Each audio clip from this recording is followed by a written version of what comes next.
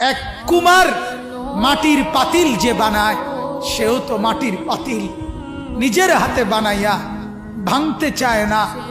9 মাস আমি নিজের হাতে মায়ের পেটে রেখে আমি যারে বানাইছি, আমি নাক লাগাইছি, চোখ লাগাইছি, 1 দিন 2 দিন না, 9 মাস আমি যারে বানাইলাম, আমার হাতে গড়লাম, আমার হাতে সাজাইলাম, আজ তাকে আমি কেমনে ধ্বংস করে দেই, কেমনে ধ্বংস।